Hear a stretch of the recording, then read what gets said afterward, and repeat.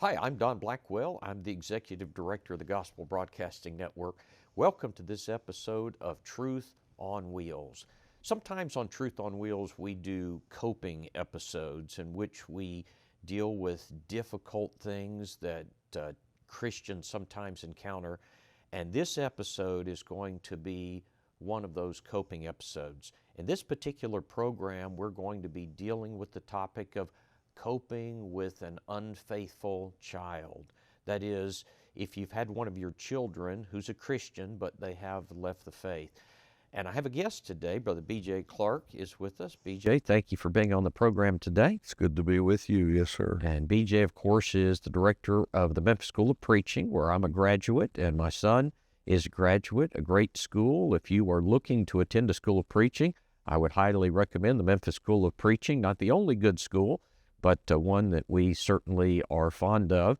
B.J. is a regular on GBN, and he is the co-host of the Counterpoint program with Mike Hickson, and B.J. always does a great job. So we are very glad that you took the time. Super busy guy. You had the Foundations Camp last week, and I think you're about to go to another camp in the next week or so, right? Sir. Yeah. Sir. Thanks for having me on. Well, thank you very much. This particular episode, as I mentioned, is a coping episode. We've done various programs. We've done coping with paralysis. I've talked about my situation. We've done a couple of people that are coping with ALS, coping with the loss of a spouse.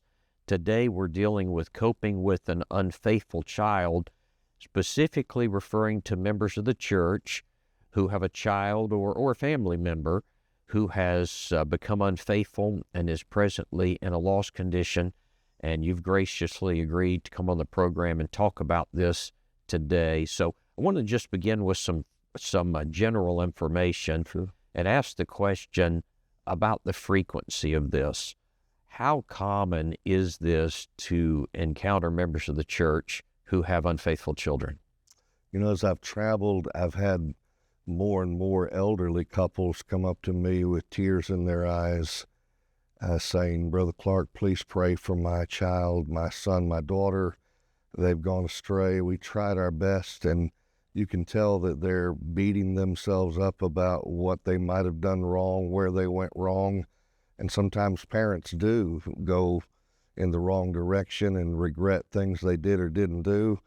But I've also watched a lot of very godly parents who did their dead level best, who are just bewildered. They don't understand what's going on. They just feel such pain, and they're looking for an answer, and sometimes that answer is very elusive. Yeah, I've had the same sort of experience as I've traveled, that I deal with this or I encounter this. People have come and they talk to me, and I know that sometimes it is the case that one couple I know specifically that they were not faithful when they were raising their son, and now he's grown and he's unfaithful, and they know it was at least partially their fault. Right. But it's not always the case, but it's a common thing. And so I think this program is going to impact a lot of people. Yes, sir. Well, that brings me to the next point, and that is I want to talk about the effect that this sort of thing has on the family and specifically on the parents. So what effects does it have? One of the things I wrote was guilt. Would you agree with that? Yeah, I think that's probably the first feeling that a parent has is a sense of guilt of what did I do wrong or what did I not do that I should have done? Was I present enough? Did I teach enough? There are all kinds of questions. I think it creates doubt coupled with guilt that, is just sometimes looking for an answer. And I know it can be very bewildering. I know of a situation where a parent just asked their unfaithful child point blank, "What did we not do, son? What did we do that caused this?" And in this case, the boy pointed at the Bible and said, "You taught me everything that's in this book. I just don't want to do it. I don't want to live according to this book." That doesn't bring any joy to the parent or sense of relief in the situation their child is in, but it does show that sometimes, just as Adam and Eve were well taught completely what they needed to know and still made a free moral choice to go in the wrong direction, that it's not impossible for that to happen today. You know, we recently, my wife and I, found ourselves in this situation, and we have beat ourselves up about this, and we've asked ourselves, what did we do wrong? Mm-hmm. I asked myself, was I too hard? Was I too soft? Did I not show enough love? Where did I drop the ball? Did I go on too many gospel meetings? Did we not do enough home devotionals? Do we not cover the right subjects in our home devotionals? Was I not the right? And on it goes.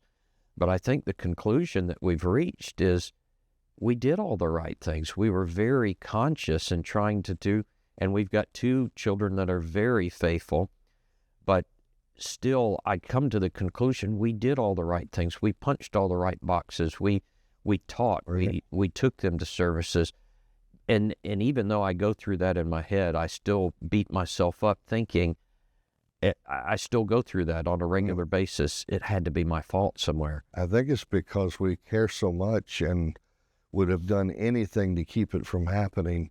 I watched my dad go through this. I was raised in a family where 3 children were present, all raised by the same mom and dad. 2 of the 3 are faithful, and were, for years, one of our siblings was unfaithful, but just very recently was restored after years of being away. So there is hope. Yes. But I watched my dad as a boy. I remember this. I was a young man, but I watched him beat himself up and I didn't understand, not having been a parent at that point. I just watched him beat himself up looking for answers. And then I remember, told me, he said, I realized there's never been a more perfect father than God. You can't beat being the kind of father God was to Adam and Eve, his children that he created. He taught them everything. He was present with them sufficiently. Is there one more thing? If he'd only just told them this one more thing, they would not have partaken of the fruit. If he'd have been in the garden more often. Right. So you start looking at, and we can't indict God for some parental failure. So how do we explain this then? It's free moral agency. Children have the right to make decisions that are based on their choices. That's why I'm not particularly fond of the illustration I've sometimes heard people use in sermons that it's true, children are like arrows based on Psalm 127, but the way that's sometimes presented in sermons that I hear is like you just aim an arrow at the target, you're going to hit it every time. You just have to aim them in the right direction. Well, an arrow is not a free moral agent with a mind to make a choice. It has no choice as to which direction it's headed. Did God not aim Adam and Eve in the right direction? He did, but unfortunately they chose to go a different direction than they were taught. They were well taught, but went astray. You know, you talking about your dad and you not really understanding it, not having been a parent, and then hearing what you've said. After experiencing this, I've thought, I think maybe I've been judgmental because I had some of those same thoughts. Well, it was their fault, and I analyzed, and, well, obviously they did something that I don't know about. And now I sit back and think, I don't think we did. I think we did all the right things. Could we have been more perfect? Well, what parent could not be exactly more perfect? But I think especially comparatively, I guess I'm just saying that now being in the situation, I don't see it the same thing. Right, and I could not have been more perfect father than God was. Did that keep Adam and Eve from going astray because they had a perfect father? No. Every parent should do the self-examination. The Bible's clear enough on what it says a parent ought to do. The question is, can a parent do what they ought to do and still have a child make bad choices? And, I'm like you, I used to see a child sometimes acting out, and I'd say, well, that child's just not disciplined. And often that's true. Yes. Yeah. I can't say that there's no time when that's not the case, but I remembered I came across a text one time in Jeremiah 2 and verse 30 where God says, "In vain have I smitten your children. They received no correction." God had given the correction. You remember in Isaiah 1, he said, "I've nourished and brought up children." Mm-hmm. Did you do a good job? Yes. No one could do a better job. Now, he's talking about the children of Israel, but the principle still applies. He was the one guiding them, leading them, feeding them. And he says, "I've nourished and brought up children, and they rebelled against me." Right. Isaiah 1, 2, and 3. If that can happen to God, it can happen to us. Even in the case of God, he had tried to apply corrective discipline. They just weren't willing to receive it. Well, let me ask this question then. If we are blaming ourselves and the blame, and I'm not trying to excuse parents. I know sometimes there is blame there, Right. so I don't want people to think that. But if you've really done the right things and they go astray, who is to blame? What is the cause of this? Right. I'd have to go to the Garden of Eden and think, well, okay, if God's not the problem here, what is the problem? It is the problem of people still being enticed by the temptations of the devil. Yeah. And the devil did not look at Adam and Eve as untouchable just because they were taught by God. Right. So do I think he's going to look at my child as untouchable because I'm a gospel preacher or because I'm someone that has studied the Bible and had a good Christian family to grow up in? He's going to go after every soul he can get to, and we just need to do our best to try to equip them, knowing that Satan's still going to try even when that's the case. Yeah, I think it's James 1:13, "Let no man say when he is tempted, I'm tempted of God. God tempteth no man." But verse 14 says, "But every man is tempted when he is drawn away of his own lust and enticed." If you train up your child right, that does not mean the impossibility of apostasy. Right. Which is almost the way it's taught sometimes. If you train it right, they will not depart from the faith. But still, every man is drawn away of his own lust. We still have lust. We still have temptations. They're still there, and we can be drawn away. You know, it's interesting. One of the texts that I used to not pay that much attention to that really helped me to see some things is Ezekiel chapter 18, where he describes this situation in Ezekiel 18 where he talks about someone who is just. He says in verse 5, "If a man is just, he does what's lawful and right. He goes through all of his great qualities, things he hasn't done. He's walked in my statutes. He'll live," God says in verse 9. And then verse 10, "If he beget a son that is a robber, a shedder of blood," and basically his son does the very opposite of what he does. God's already pronounced him as a just man.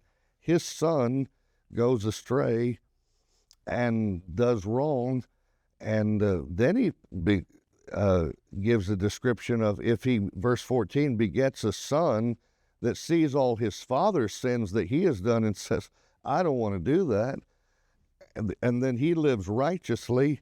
The point he's making is that every child's going to make their own choices. That's why Josiah, without a good father, still made the free moral choice to become a righteous king, and it can happen.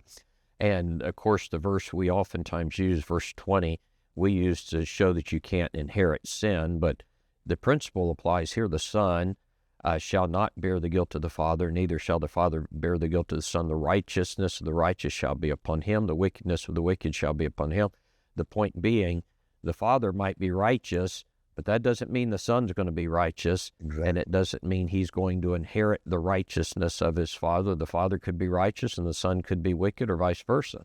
We've always taught that the father in Luke 15 represents God.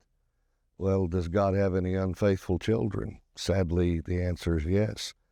And the younger son wanted all the things. He was enticed, as you noted, James 1, by his own lusts.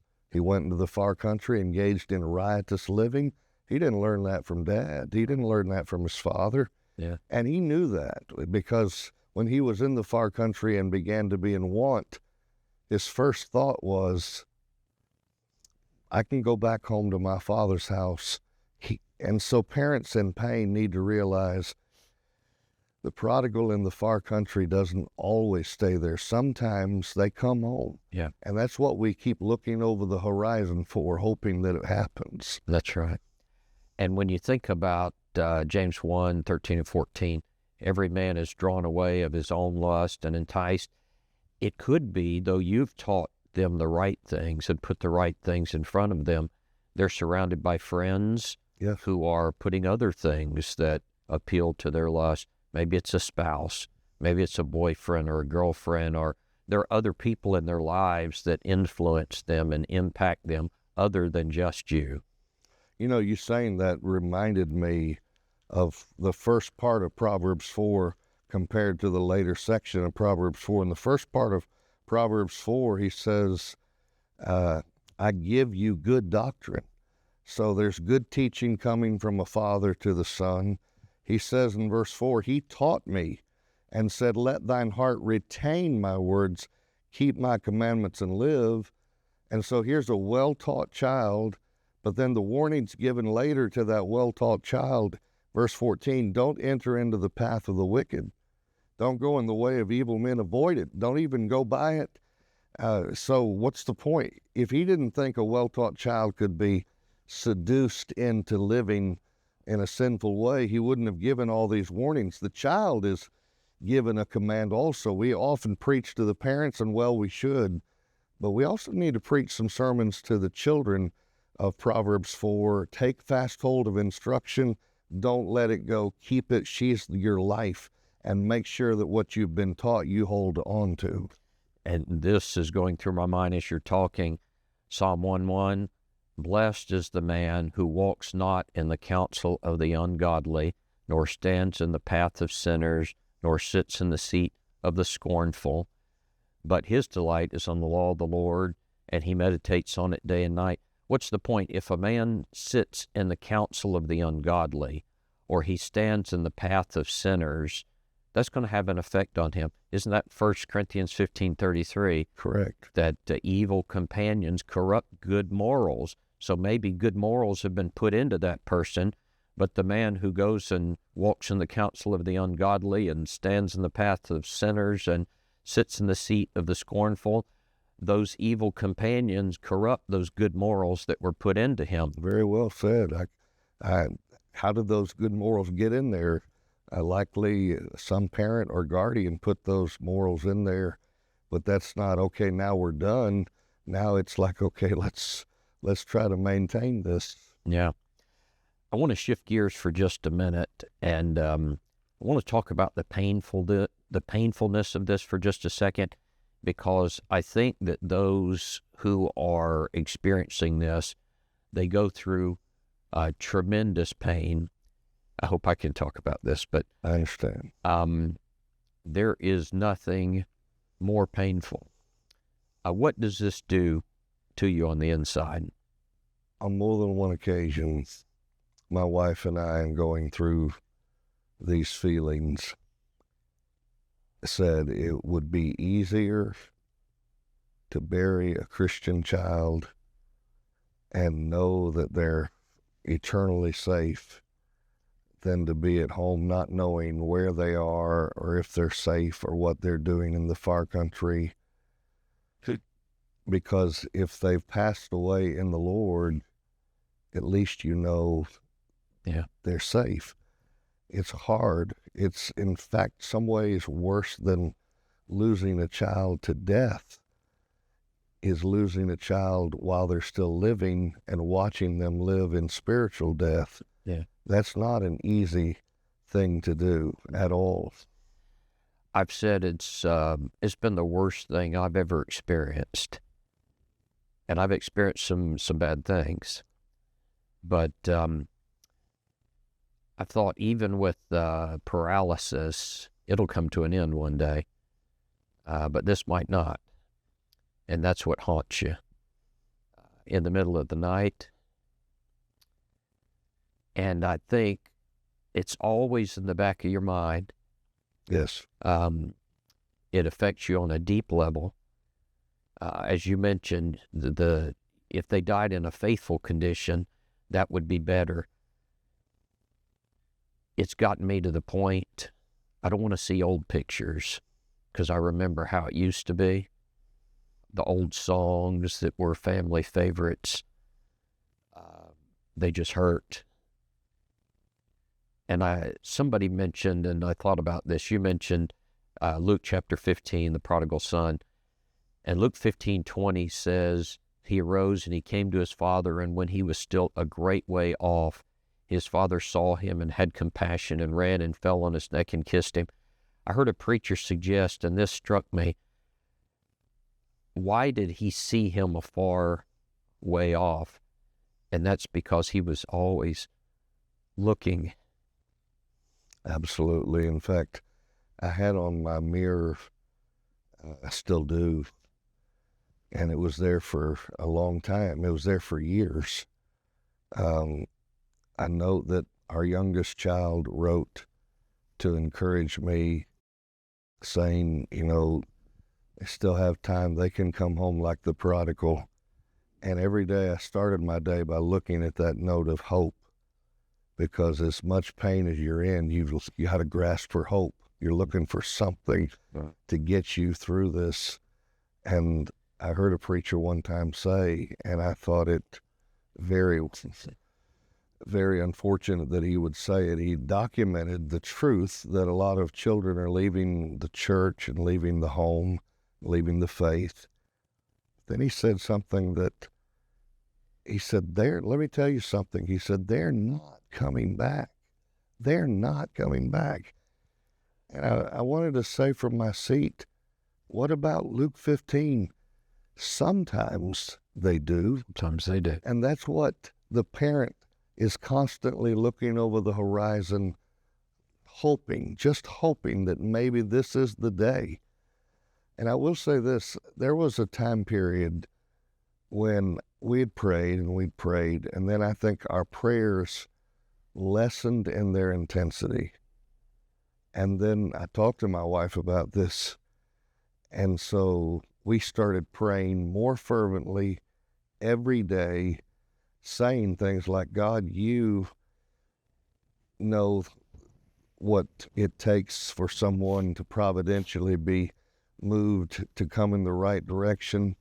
If it means our sickness, if it means whatever it means, please help us. But we started praying more fervently and expectantly. And then last year, in the last year or so, we saw a prodigal come home. And so that is what every parent is hoping for. But it was years between the time of departure and the time of return. And those are painful, painful years, and it's hard to get through. One good thing is we never turned on each other. My wife and I never disagreed about the way to handle this. Fortunately, we were able to be on the same page, and we never stopped loving our children. There's also, when you talk about the effects, there's kind of an embarrassment with it. You don't want other people to find out. And for a while, we were keeping it a secret because of that. But I've realized, I think a lot of people feel that, and maybe it's better to admit it. And I've actually taken great consolation in other people that have talked to me and shared things like what you're saying right now. And that's kind of what I'm hoping with this program. There are some people that can get some comfort, and we'll talk about some hope here in a minute. I always close out coping episodes with hope. Right. And I know for years, my preaching was, I just avoid the subject of preaching on child rearing at all, because I thought to myself, if I preach on this and anyone knows that I've experienced this, they're going to think, what a hypocrite. You don't even know what you're talking about. And a lot of people are just not well schooled in that. So I've started teaching on that subject without giving a free pass to parents not to examine themselves, I have pointed out things like, all right, whom did God choose to be the mother of his son, his only begotten son, Jesus? Mary. Okay. All right, God would not have chosen a bad woman to be the mother of Jesus. So she has to be a good woman, a good mother.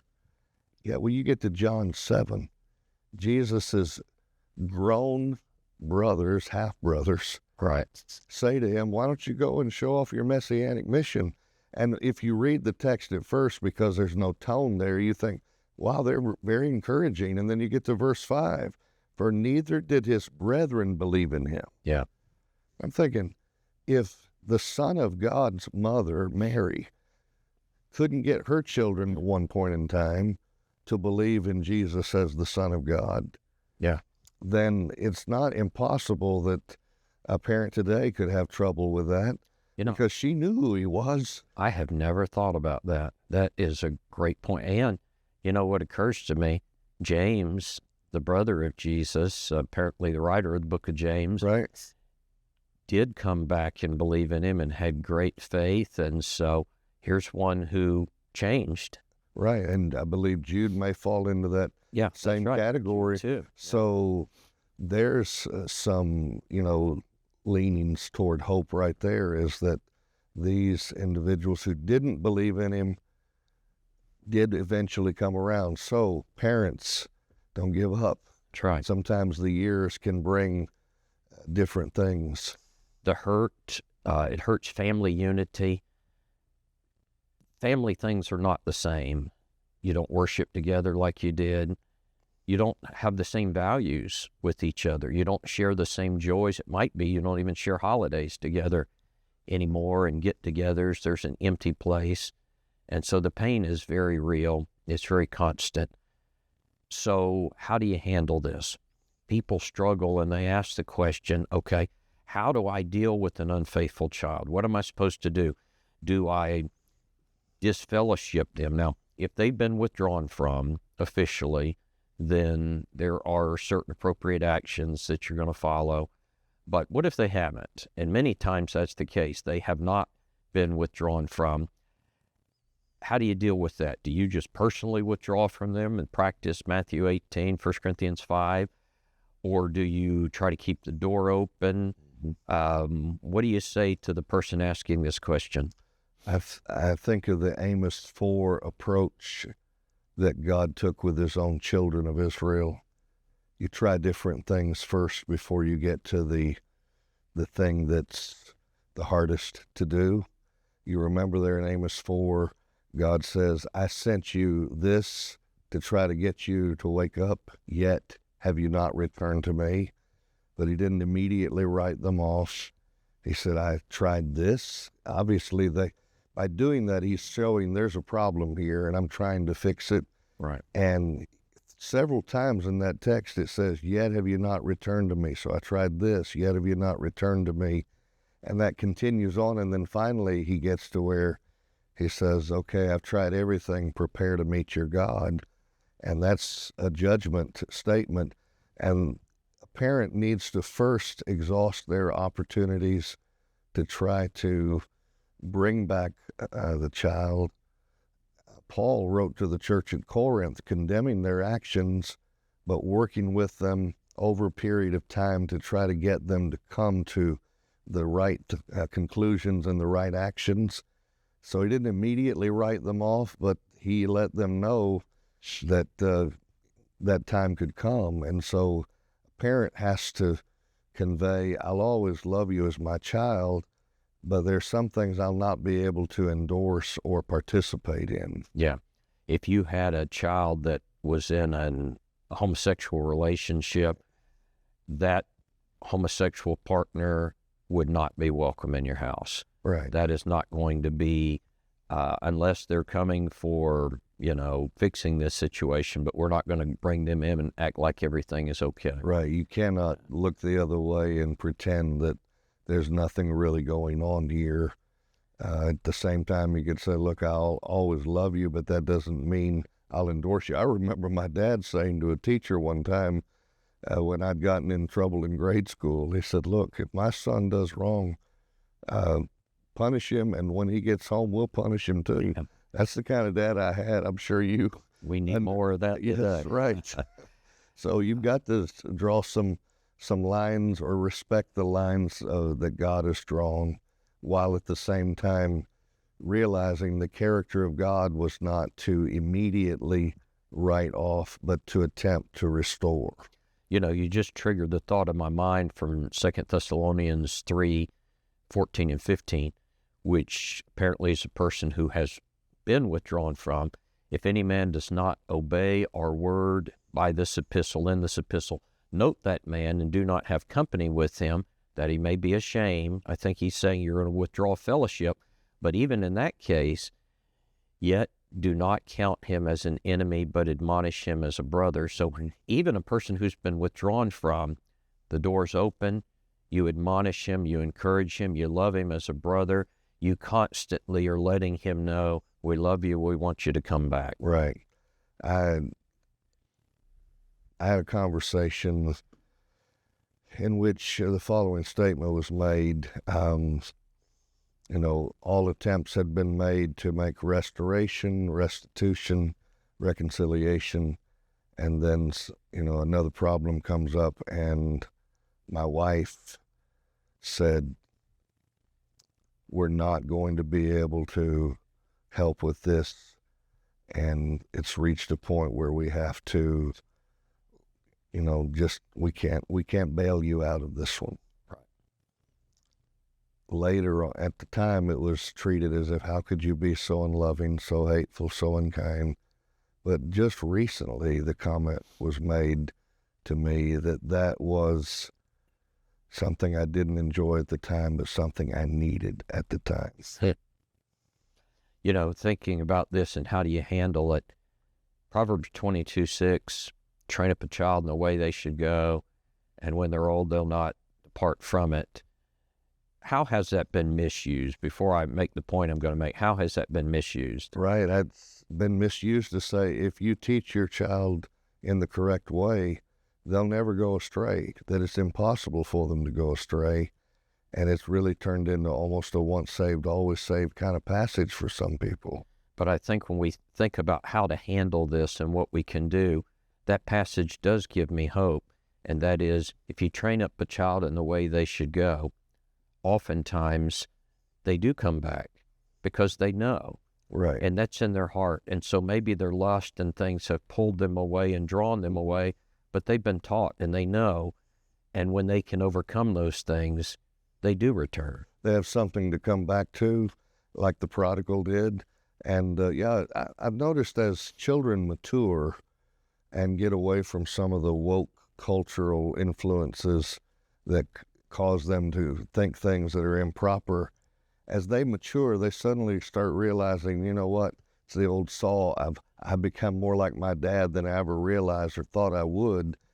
It's part of that is just maturing. And so you pray, and Tish and I remember praying, just let a child live long enough to come back to what they know. In fact, the phrase I've often prayed is help them to have time to come back to what they know, what they were taught. Right. That's the prayer. That's what the prodigal did. It can happen. It's what we all yearn for. Yeah. Well, let me close out with this question. What can we do? What biblical advice would you give to parents, family members who are trying to win back a lost child, a sibling? How do they deal with this? And, oftentimes people come and in desperation, a preacher comes and visits. They've already asked everybody. So a visiting preacher, they pour out their heart saying, what can I do? Tell me what to do. They're just desperate. What advice do you give these people? As I've often said, look, don't ever underestimate the power of prayer, but remember that prayer sometimes is not answered immediately overnight, but that doesn't mean it's not doing any good. And you have to wait on the Lord sometimes, and you have to pray for providential things to occur in the life of the child that might cause them to evaluate their eternal destiny and realize why their path right now is, and you ask questions. When you do have the opportunity to have conversations, you're calm, you remain calm. This is hard. Sometimes you have to say, okay, well, how's that working for you? And how is that better than what the life you would have had if you'd continued to follow the Lord?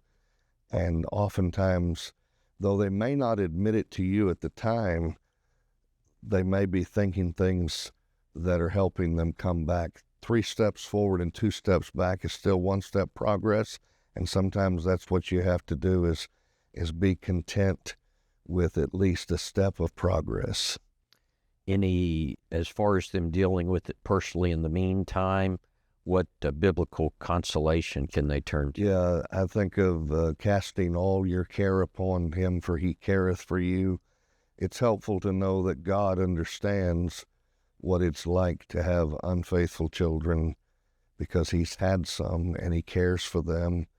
And the book of Hosea shows us he's willing to forgive in amazing ways. And that's another thing we have to convey, is a willingness to show mercy and forgiveness. And when the prodigal came home, the father didn't run to meet him so he could give him a piece of his mind. Right. He went out and showed fatherly affection and welcomed him home. That doesn't mean, the text never goes on to say that there weren't challenges to deal with after he returned home. But the point is, he's home. He was lost, but now he's found. He's alive. And that's the hope that keeps a lot of praying parents in pain going, that yearning for maybe the day that we see him coming over the horizon. I love that. I'll close out with this. I know the context is a little different, but I think it offers hope in this context. As 2 Peter 3:9, the Lord is not slack concerning his promise, as some men count slackness, but is long-suffering to us, not willing that any should perish, but that all should come to repentance. The point being, God wants our unfaithful children to come home. He's long-suffering. He's waiting. Providentially, he's making and providing every opportunity that there can be, and he's rooting for them just like we are. Amen. So, yes, sir. Thank you so much, BJ, for being on the program today. Yes, sir. Love and appreciate you. You too. Thank you for joining us for this episode of Truth on Wheels. Until next time, be faithful.